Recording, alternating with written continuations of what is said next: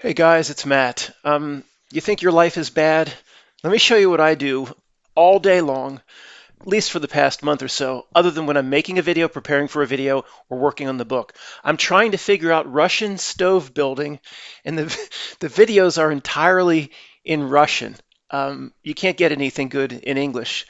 Matt, you do this all day long. Yeah, I'm like obsessed with it. It's totally bizarre. Check this out. I've seen I don't know how many of these videos, and I'm learning at a snail's pace because it's all in Russian. Подписка, подписка, колокольчик. Короче, продолжаем возводить нашу печь. Малютка с лежанкой. Что, киса? Я так много маханул уже. Сейчас дело пойдет к футировке. Боковые стены немного повозводил. Now, if you click in the description, there's a button that says transcript, and it will translate the Russian to the English. Well, it's horrible. It's funny, actually, how bad it is. I'll show you a little bit of that for a laugh. Before we get into more serious topics, of course, this is not going to go on forever, guys, I assure you. Now, where's your reality discussion? Okay, give me a minute. Just want to show you what I'm doing. You're not going to believe this. Okay, first when you hit transcript, the Russian comes up per the timestamp of the video. First thing that popped up, it didn't even go to moment at 1 second. It popped up just like this. 44 seconds, it said bot. You can see all the Russians there. Bot? This is weird, but let's just move on. Then you translate to English via right click. Then you get shit like this. This guy's making a stove and laying bricks and mortar. He's not talking about this stuff. I assure you, he's not saying these things. Of course, we continue to build the bell. Well, a bell is a certain type of Russian stove build. So I can pick up little things. Our baby thing with a bed. Our baby thing with a bed. He didn't say that. That kitty waved. Now things will work out. Lining the side walls a little along, we are erecting Lefty's liners. I'll explain why. I'll teach you to explain here. You'll be the first to see what these are for here. Drank and where the walls will connect. This is like, remember that Star Trek The Next Generation episode where they put those two ship captains on the planet? Shaka when the walls fell. He talked through metaphors. I have to go through this for hours to pick up one little thing I can use. I would say the translation is sometimes 80 to 90% inaccurate. I showed those videos on live broadcast. I won't delete it, so look there. Vodka. Vodka, the last row of lining on which he's talking about laying rows of bricks and mortar. I assure you he didn't say anything about alcoholic drinks or putting vodka on the bricks before you lay the mortar down as an adhesive or something. It just created this. Like, I guess the AI, like, knowing it's a Russian video, if it's not sure, it'll just belt out vodka, thinking that's what the Russians are talking about all the time. The slab has already been laid under the slab has been laid. Basalt cord, asbestos cord, or now I know what that is. I know what he's referring to there. Further, there will be overlaps, and these are channels on both sides. What are they for? Left as mortgages, healthy until the summer. And look, guys, he's a bricklayer. He's talking about the Russian housing market in that region. No, he's not. He is not talking about the Russian housing market. I assure you, he's laying brick. Last screenshot. We'll move on to something else. This one wasn't even that funny. They're usually a lot funnier. Tomorrow is a new day, new job. Cover the cap with these bricks. Ceilings of 23 centimeters. This is the stuff I can get out of it. When he says centimeters or millimeters and he's looking at a certain part, I know the translation of these measurements are correct and I can take them down. But talk about a snail's pace at the bottom. Turn off this diode lamp like it got to sparkle caught Photoshop. Trust me, this guy didn't say nothing about Photoshop. He don't even own a computer. Trust me, out there in the Urals. Поэтому все кирпичи просто в два ряда выкладываются. Вообще самое простое перекрытие. Примерно так перекрывается лежанка. Как перекрывается лежанка, это в первой части можно посмотреть. Matt, are you learning any Russian? Spending 100 hours doing that? Nope. Not a word. I don't understand none of it. Their alphabet's backwards. I don't even understand what letter goes where. You got to answer. I don't know. Nope, not picking up anything. I know a few words I picked up, I guess, watching Dr. Zhivago. До свидания. I have no idea what even that means. I think it's a greeting, but it could be saying goodbye. I have no idea. Anyway, let's move on. Kent found out what one of the key pieces of the, what was it, the Rothschild's auction through Sotheby's. We looked at how they were auctioning off their junk about 3 weeks ago. Well, one of the key pieces sold. Well, it all sold. They didn't make very much money. We might need a GoFundMe for the Rothschilds. If you're listening, Rothschilds, hold out a little bit longer. I think we can come up with some money for you. Kent found the price, and you'll be surprised. Sorry, it's Christie's auction house that put up the Rothschild junk, not Sotheby's or Sotheby's or whatever the other one is. Like, what's the difference, right? And I remember in that video, for some reason, I kept calling it 3D printed junk. For some reason, whether it's authentic or 3D printed, who cares, right? This is what Kent found, proving the whole thing was a giant farce. We looked at this fine piece of art specifically and in great detail in the video a few weeks ago.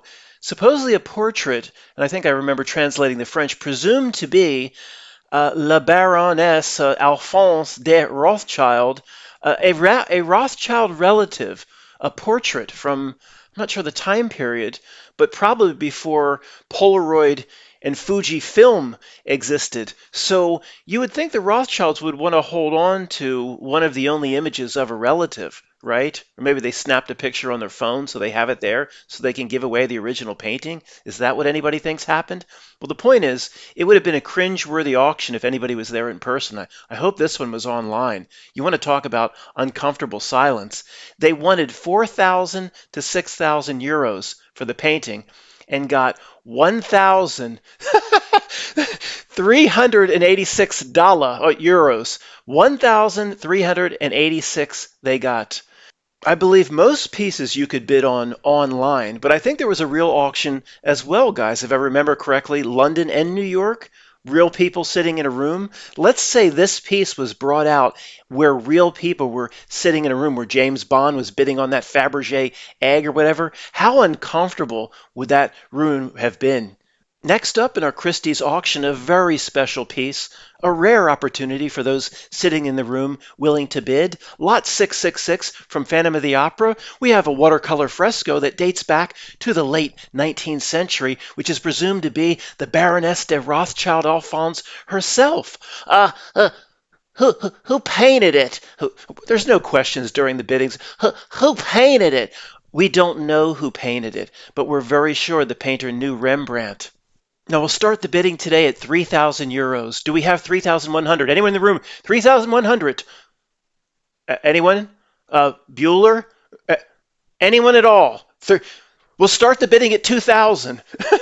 Do we have 2,100? Anybody there? Well, do I have to do this like a cattle auction? 2,000. Anyone? Bueller? We'll start the bidding at 1,000. We have 1,100 euros to the young lady over here in red.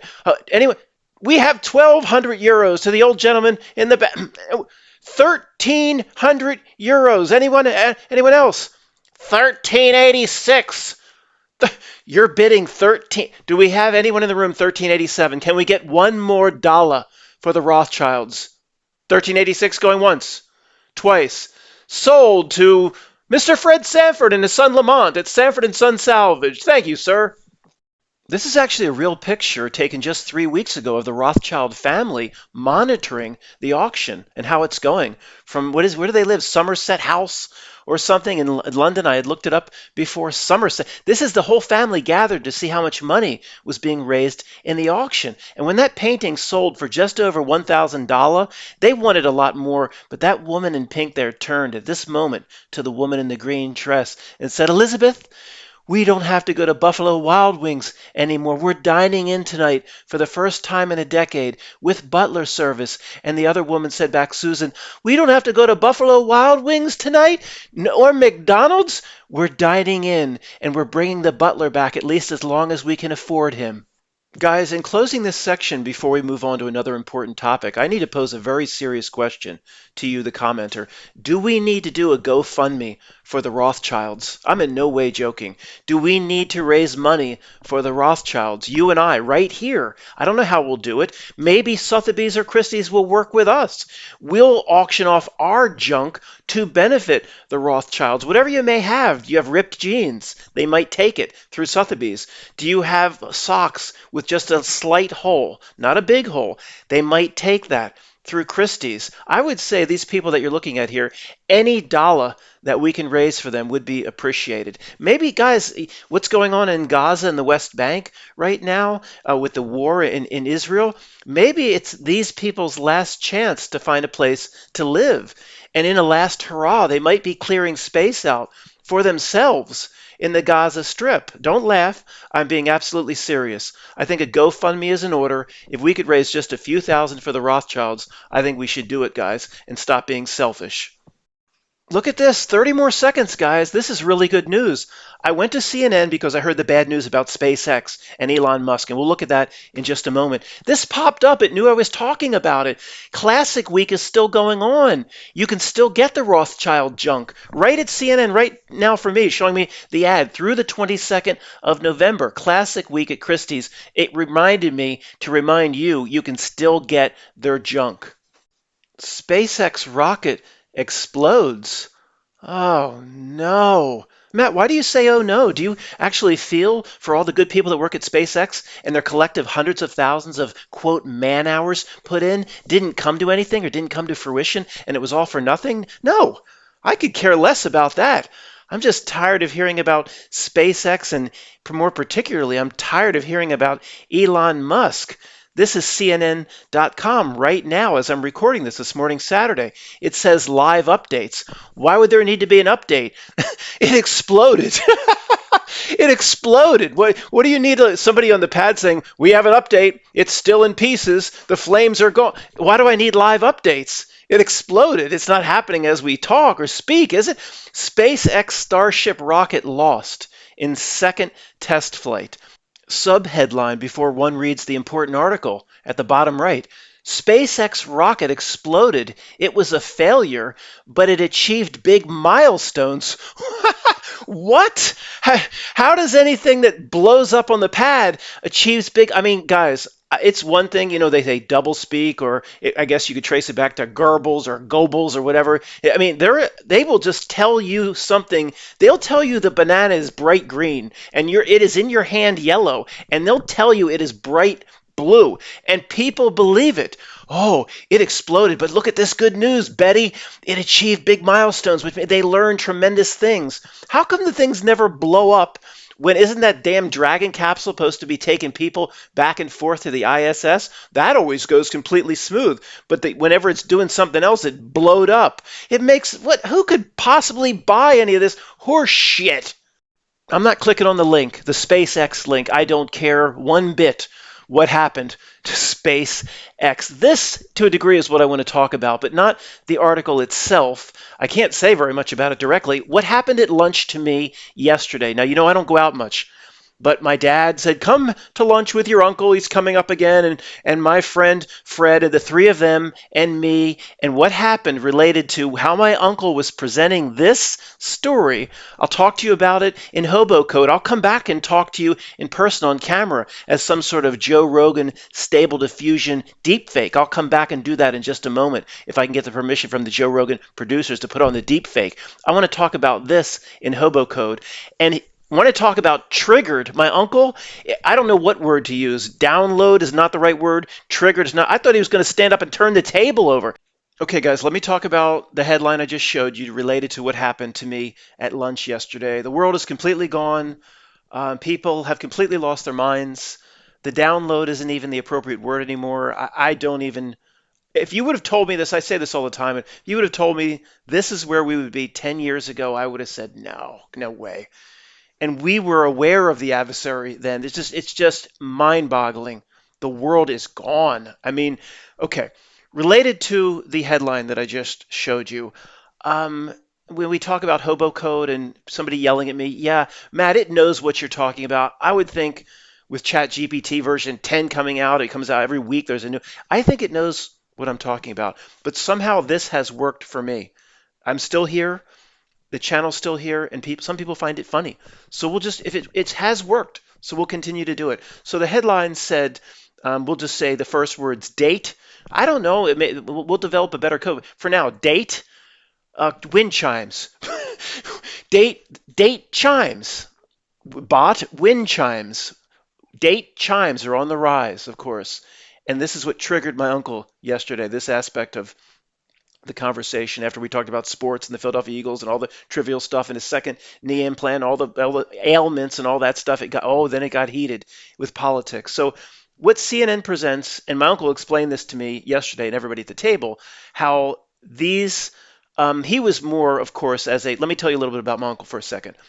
Hardcore Sean Hannity, Rush Limbaugh, diehard Republican conservative. Watches at least a few hours of Fox News every day, I'm sure. Is my dad's older brother. You're getting the second knee replaced, but he's as sharp as a tack. He used to be the president of his company. No, there's no mental degradation whatsoever in terms of his ability to argue or get up in your face about politics or anything like that. So we're out with my dad, his older brother, my uncle, and my dad's friend Fred, who is Jewish. Fred is Jewish. So during the again, we'll back to the article, the CNN article.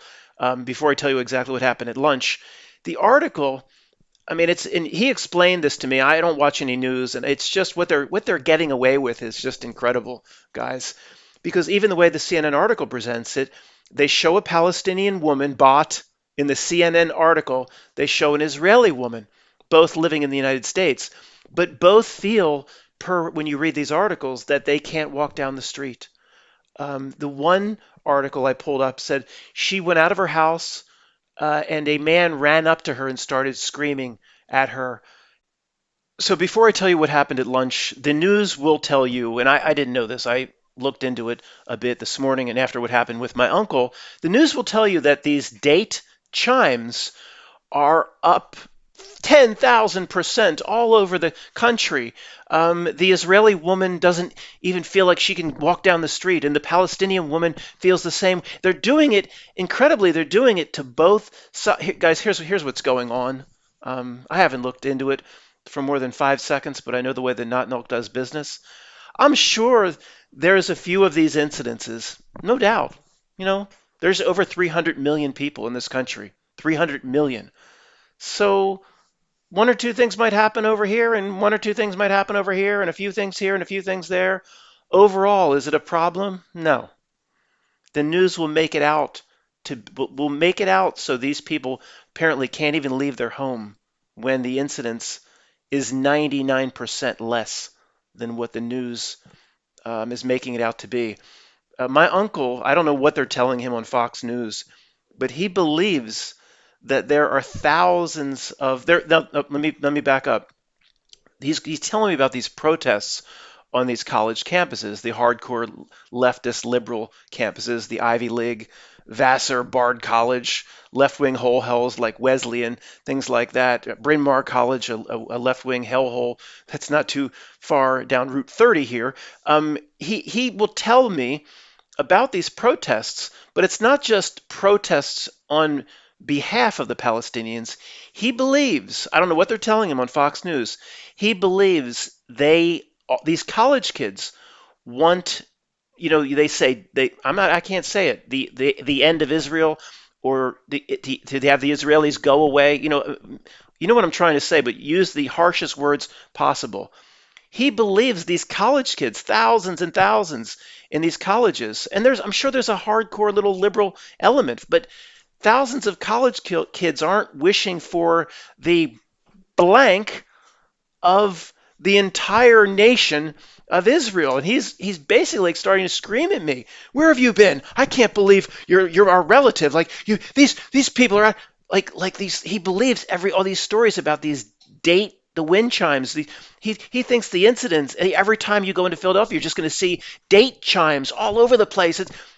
There's a few things happening. The news will take this little thing here and there, and they'll make it into a mountain. It is a gigantic problem for the whole country. And my uncle believes it. And when I started to question that, oh boy, he was ready to get up and fight. Let me collect my thoughts. I'll be right back. Okay, guys. So at lunch, I'm sitting here, my father's sitting across from me, and you know these cross conversations start from time to time. My uncle over here, Fred over here. Fred's my dad's friend. He's Jewish. Okay. My uncle, I'm trying to listen to what he's saying as I'm talking, excuse me, to my father. And he's, I don't know, something like he's apologizing. It's the hardest it's been for you. He didn't say for you people. I mean, but it's the hardest it's been for you people since like World War II, or I don't know what he was saying. But it was like an apology, or it's got to be tough. I'm going, oh no, I don't follow the news, but I'm going, is something going on related, of course, related to the conflict bought between Palestine or the West Bank and Gaza and Israel, and he's saying how hard Uncle's how conveying how hard it must be to be at this moment in time, and I'm going, what? Why? What are you talking about? And I started to get a little bit in the conversation, and I don't know what he was like. It's like he's believing these articles like it's if anybody found out, like at the restaurant, if anybody found out Fred was Jewish, oh, there could be repercussions at the restaurant. Don't say anything. Or what are you talking about? I mean, and then CNN presented it on both sides that if you are Middle Eastern or Palestinian, you have the same worries.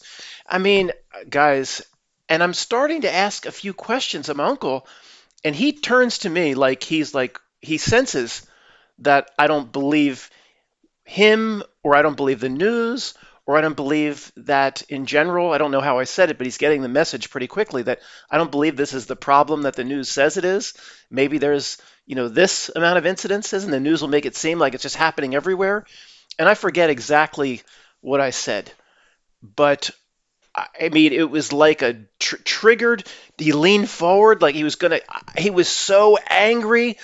Sorry, I said some things, and who knows if it's going to be a problem with the video loading. I can't take any chances. This is very difficult. This particular topic is especially difficult to talk about outside of free voice. So if anybody's not quite following, let me just back up and we'll do 1 minute. Some of you are so removed from what the political right believes, and coming from where my uncle's coming from, Fox News, Hannity, Rush Limbaugh when he was alive, Glenn Beck, they are huge supporters of Israel. All right, if most of you know that, but again, there could be some people that just aren't quite understanding what I'm saying here. Donald Trump, gigantic supporter of Israel, and the entire world is out to get. You got to be kidding me. And it's them against the world, and they can do no wrong. They were attacked, and any level of force in retaliation is approved and is appropriate. And I mean, now the conservative right was, I don't know, maybe to create conflict, tension, loosh, energy, friction, basically brainwashed into this position over, I don't know, say the last 20 years or so. It doesn't really make a lot of sense. Why would the political right be so in line with, okay, the T-ism thing? Of course, Israel stands, the political right is huge on that. There is no intervention that's not justified. We need to keep America safe. We need to do it there so that it doesn't come to your shores or our shores or your neighborhood here. And Israel then stands with the U.S. as all the other. Look who Israel's surrounded by, all the T-ism countries and Hamas, and so that's where they're coming from.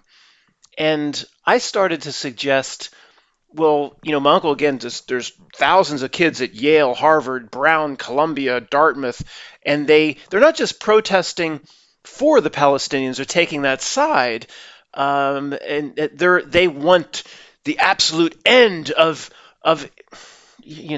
there. And I said to my uncle, well, you think college kids want that country wiped off the map and everything that goes along with it? They want to take it that far? He believes that. And then, of course, I was like, come on, man, that's ridiculous. And he got so upset. But then I tried to take the conversation, and again, now I'm in the middle of it, right? But I'm not going to lose my cool. we're talking about a downloaded individual here. My dad actually said to me, he says, I'm surprised how you dealt with that, how calm. And it's not worth it. It's left far arguing and fight. They don't understand. We see the world so much different. It's just no point, of course. So I don't get upset at all anymore. But I'd still ask a few questions. And this enraged him. I said, well, are you sure that's what all the college? I could see if there's a hardcore leftist group over here, but college kids. I mean, I said, Uncle Tom, did you ever think that maybe the college kids are just taking the sides of the Palestinians, meaning they believe Israel's response is too harsh? I don't think these college kids would, if you had to ask them, or are they for what quote Hamas did to start it off? I don't think the college kids would be like, oh yeah, we're pro Hezbollah, pro Hamas. I don't think the college kids bot would say that. They're probably taking that side as the retaliation has been a little too brutal. And he was incensed. He couldn't believe what I was saying. It was like he was going to remember the way Mel Gibson looked on the battlefield when he took the damn helmet off of Robert the Bruce, and he's just the last ally he thought I had. He thought he had abandoned him, and he could have done he could have in Braveheart bot he could have done something to Robert the Bruce on the battle. He just didn't care anymore. He just was resigned to his fate. He was so shocked.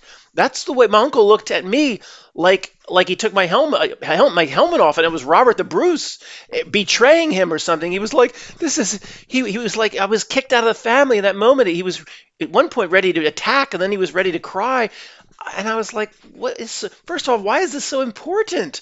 What is going on? Like, why are you so incensed? Why do you guys? I don't. It's not worth talking about. There is no, we are so far off the ship. It has sailed, and it's only going to get worse as that ship moves farther and farther down the river of insanity. I mean, we are so far removed, and it's just going to get, for lack of better words, worse. The ship of fools analogy on the ship, take the download, become more distant from people off the ship, more our frequencies don't mesh. We're at odds. Our positions never mesh. That was very accurate, and maybe when we came up with that, I didn't know how accurate it would be. But the ship will continue to get farther, and these types of things will actually get worse with the people. And Matt, you made a mistake even mentioning, just pretending you didn't even hear him. Yeah, I thought I was doing so well because I didn't engage at all. I was just trying to ask some questions, and it does fascinate me to get in the minds of some where the downloaded individuals are coming from.